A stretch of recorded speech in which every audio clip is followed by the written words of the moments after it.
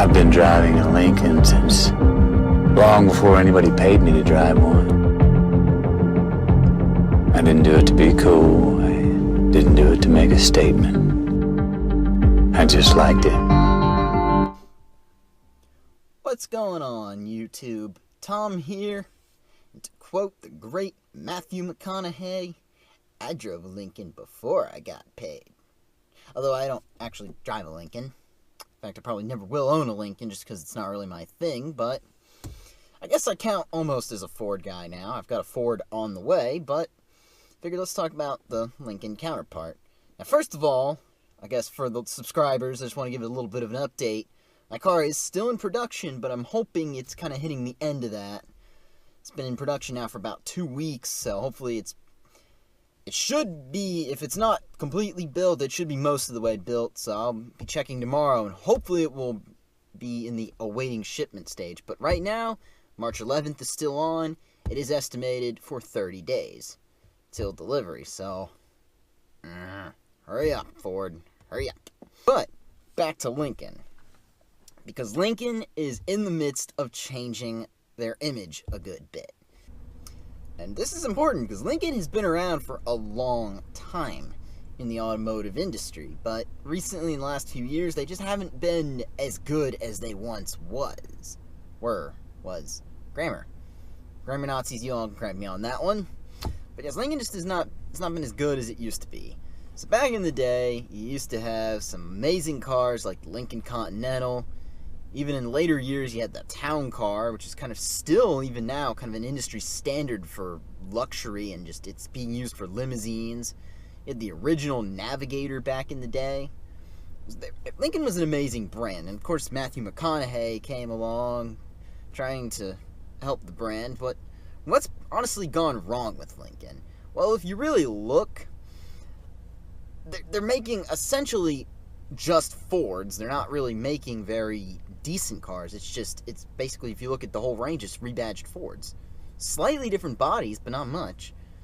And the other problem I have with Lincoln is they haven't had a real names on the cars. They're all MK something. And the problem is, which one's which? So, kind of the point I want to make with that is luxury car brands, I don't think, have been very successful in the past few years with that. They all have decided they want to do kind of what Mercedes and BMW, and even, I guess the only other real brand that's been successful with it has been Lexus. But they don't want you to focus on the model, they want you to focus on the brand. So let's face it, who buys luxury cars? People who are buying them for prestige. They want that name. Therefore, they don't want you focusing on the model, they want you focusing on the brand of the car. Now, Mercedes, if I say S-Class, or I say E-Class, everybody knows exactly what I'm talking about. Mercedes has hit it successfully, and to me, they were the most successful at that, where it's simply given designation, but you know it's a Mercedes, but you still know what the model is. BMW, I guess, is the other big success with that, because they're the numbers and then engine displacement. You know what a 3 Series is, you know what a 5 Series is, etc., etc. And in my opinion, the only other brand that truly has been successful with that has been Lexus, because yes, you do know what the IS and the LS are, etc. So, the other one going off of Lincoln that's been horribly unsuccessful with it, because quite frankly, it's that you just don't know one from the next model name-wise, is Infiniti. They're all simply Q something now. But Lincoln a few years ago had this massive failure with the Aviator to start, which was a rebadged Ford Explorer with essentially the Mach 1 Mustang motor in it. And then the other big failure was they had the Lincoln Zephyr, which was essentially a rebadged Fusion. So they decided to all become Mark something. Originally, I was reading it, the intention was to have them as Mark, then the letter. Well, that was a failure, because then they all started calling him MK something. So, and the problem is, you just don't know. They're all MK something. If you mention the model name, no one knows what it is. So, Lincoln has noticed, I guess, that the top selling Lincoln models right now are the Navigator, which has just recently been redesigned, and the Continental, which is a nameplate that's recently been brought back. So, I've noticed now, so there's some new news about Lincoln that they have decided they're going to do the Nautilus, which has been named recently trademarked, possibly for an SUV, and also they've re-trademarked the Aviator name. Hopefully the Aviator is a success this time, not a failure, but it's just they're trying to rebrand themselves.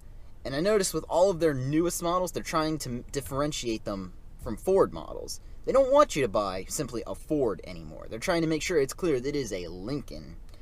So the Continental and the Navigator are the top two examples of that. The Continental, of course, is supposedly based on a Fusion. If you look at it, it looks nothing like a Fusion. Drives nothing like a Fusion. The idea is they don't want you thinking, well, I could just go get a Fusion, Titanium, Platinum Reserve, whatever the top Fusion is. They want you to get the Continental if you want a luxury car. And, of course, the Navigator was the same way. For many years, everyone knew it as, it's the same thing as an Expedition. No, they don't want you to think it's the same thing. Based on it, yes. Same thing, no. So Lincoln is trying to go on this new direction, and I think personally it's the right way to go for Lincoln if they actually want to be competitive in the luxury car market. Now, one thing Lincoln doesn't have that the other models have is that they all seem to want to do a performance-oriented version. They wanted, Mercedes AMG, BMW M-Class, even Cadillac with the V-Series of cars. The idea is you got something that's sportier, that is like a sports car, also happens to be luxurious. Now, Lincoln, I've noticed they especially want to kind of continue going on the old world tradition of it's not sporty and luxurious, it's just simply luxurious. So, and I actually like that about Lincoln. It's, fine. If you want a sports car, go get yourself an actual sports car. Don't get a sedan and call it a sports car.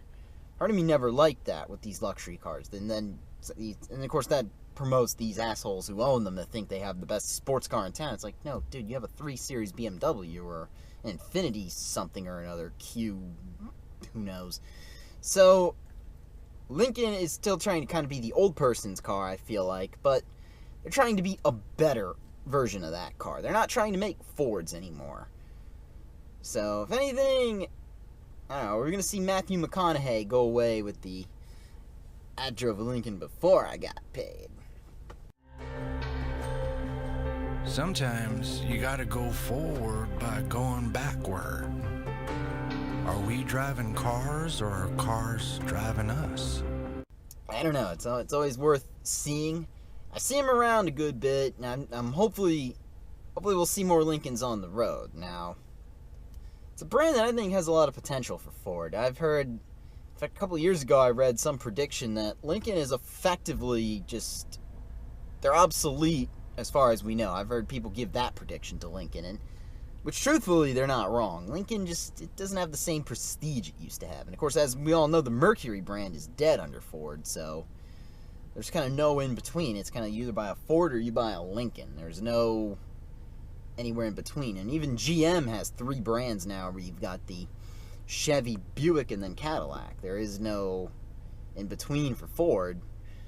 So the days of kind of stepping stones on cars, I feel like, are dead, just because now you're either buying a car because it's cheap or you're buying a luxury car. There is no ladder to climb like there used to be. But that's my opinion. So anyway, let me know what y'all think about Lincoln. Let me know in the comment section below if you know anyone who's got a Lincoln and what you think about them.